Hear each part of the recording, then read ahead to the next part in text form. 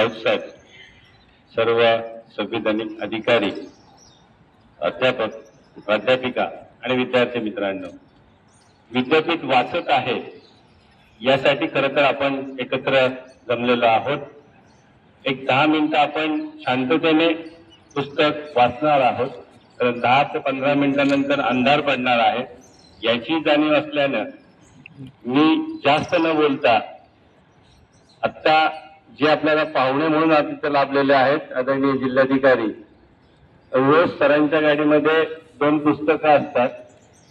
गेले कित्येक वर्ष सर जे पुस्तक जिथपर्यंत वाचलं त्याचा शॉर्ट नोट्स काढून ठेवतात आणि त्या शॉर्ट नोट्स काढल्यानंतर पुन्हा ते पुस्तक वाचण्यासाठी कुठपर्यंत आलो हे पाठीमागं जाऊन रिकलेक्ट करण्यापेक्षा ती शॉर्ट नोट वाचली तर लक्षात येते तर आपण इथपर्यंत वाचलेलं आहे।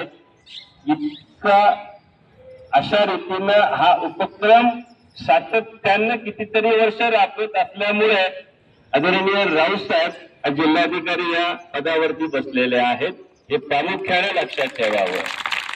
आणि याच्यामध्ये अतिशयोक्ती नाहीये। सरांची एक ब्लॉग साईट आहे, त्या वेबसाईट वरती जर आपण ब्लॉग वरती जाऊन पाहिलं तर सरांच्या हाताने लिहिलेले त्याच्यावरती ब्लॉग टाकलेले आहेत आणि मग आपल्या लक्षात येईल वाचनातून माणूस किती समृद्ध होतं।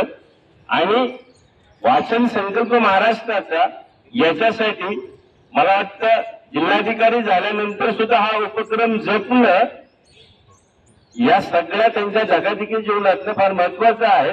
म्हणून आदरणीय जिल्हाधिकाऱ्यांचं खरं तर आपण सगळ्यांच्या वतीनं मनापासून कौतुक करूया टाळ्या वाजून, कारण खरा संदेश हाच आहे तर वाचत राहिलात तर तुम्ही एक दिवस चांगल्या पदावरती पोहोचाल, एवढं मला विद्यार्थ्यांना सांगायचे। पुन्हा एकदा वाचन संकल्प महाराष्ट्राचा हे 10 मिनिटं वाचून आपण सुरुवात करणार आहोत आणि मग तुम्ही आयुष्यभर वाचत राहा, इतका महत्वाचा संदेश याच्याबद्दल आपण घेऊया। आणि स्कूल, शाळा या 4ही जिल्ह्यातील मिळाला असला तरी अभिजात साहित्य हे कधीपासूनच मराठीत आहे। अगदी पौराणिक काळापासून ते आजपर्यंत मराठीमध्ये अतिशय दर्जेदार साहित्य हे उपलब्ध झालेलं आहे। आणि सोबतच आपल्याला ज्या इतर भाषा आहेत, विशेषतः ज्ञानभाषा म्हणून जिला म्हटलं जाते, इंग्रजी असेल किंवा आपल्या देशात सगळ्यात जास्त बोलली जाणारी भाषा हिंदी असेल, हे सुद्धा आपल्याला बऱ्यापैकी याचं एक नॉलेज आहे, आपण त्याचं वाचन करू शकतो। आणि इतर ज्या बोलीभाषा असतील किंवा इतर ज्या भारतीय भाषा असतील या सगळ्यांमध्ये खूप चांगल्या प्रकारचं साहित्य आहे, परंतु आपण ते वाचू तेव्हाच त्याचा कुठेतरी उपयोग होईल। सामान्यतः असं बघितलं जातं की कुठल्याही विद्यापीठात किंवा कुठल्याही कॉलेजमध्ये ग्रंथालय म्हटलं की त्याच्याकडे थोडंसं सगळ्यांचंच एक दुर्लक्ष होत असतं, परंतु सुदैवाची बाब अशी की आपल्या विद्यापीठामधलं ग्रंथालय अतिशय सुसज्ज आहे, त्या ठिकाणी खूप चांगल्या सुविधा आहेत। मात्र आपण त्याचा किती वापर करतो हे सुद्धा आपण स्वतःला विचारायला पाहिजे। असं काही आवश्यक नाही की ग्रंथालयात जाऊन आपण काहीतरी फार रिसर्चच वाचलं पाहिजे, कधी कधी स्वतःचं मनोरंजन करण्यासाठी किंवा एखाद्या नवीन गोष्ट समजण्यासाठी सुद्धा आपण वाचन करू शकतो। त्याची ती सुरुवात खरं तर इथंच होते, विद्यापीठामध्ये किंवा आपण कॉलेजमध्ये असतो त्यावेळेस। आणि आज मला वाटतं हा खूप चांगला कार्यक्रम आपण आयोजित केलेला आहे की ज्या अनुषंगाने एक वाचनाची गोडी वाढवण्यासाठी हा उपक्रम आपण राबवतो। संपूर्ण महाराष्ट्रामध्ये उच्च तंत्र शिक्षण विभागामार्फत हा कार्यक्रम राबवला जातो आणि नेहमीच आपलं विद्यापीठ नेहमी अशा प्रकारच्या उपक्रमांमध्ये एक पाऊल सगळ्याच्या पुढे असतं। आज आपण पुन्हा त्या प्रकारचा कार्यक्रम घेतलाय।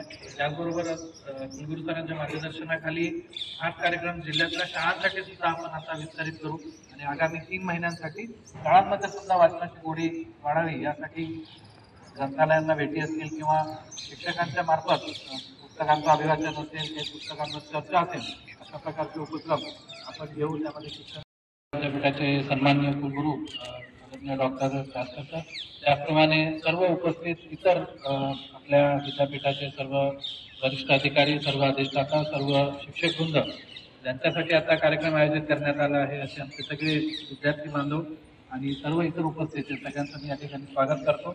आणि अतिशय हा जो स्तुत्य उपक्रम आहे वाचन संकल्प महाराष्ट्राचा, यासाठी मला इथं आमंत्रित केलं, या उपक्रमाचा एक भाग होण्याची संधी दिली, यासाठी विशेषतः कुलगुरू सरांचं मी आभार मानतो, आपल्या सगळ्यांचा आभार मानतो। आपण नेहमी म्हणतो वाचाल तर वाचाल, आणि ही एक म्हण म्हणून आपल्यासोबत राहिली, एक वाक्प्रचार म्हणून राहिला, परंतु आपण याचा खऱ्या आयुष्यामध्ये अंमलबजावणी किती करतो हा खरा तरी प्रश्नच आहे। तर वाचन आपण रोजच करतो, कोणी आपण अभ्यासासाठी वाचन करतो, कधी एखाद्या कामासाठी वाचन करतो, काही टाइमपास म्हणून मोबाईलमध्ये काहीतरी वाचन करतो, परंतु ते वाचन वेगळं आणि एक स्वतःला घडवण्यासाठी किंवा स्वतःच्या आतमध्ये जी काही क्षमता आहे तिचं वर्धन करण्यासाठी, संवर्धन करण्यासाठी जे एक वाचन करावं लागतं ते वेगळं. त्या दृष्टीनं आपण थोडंसं पुढे जायला पाहिजे. आपण नशिबवान आहोत की आपली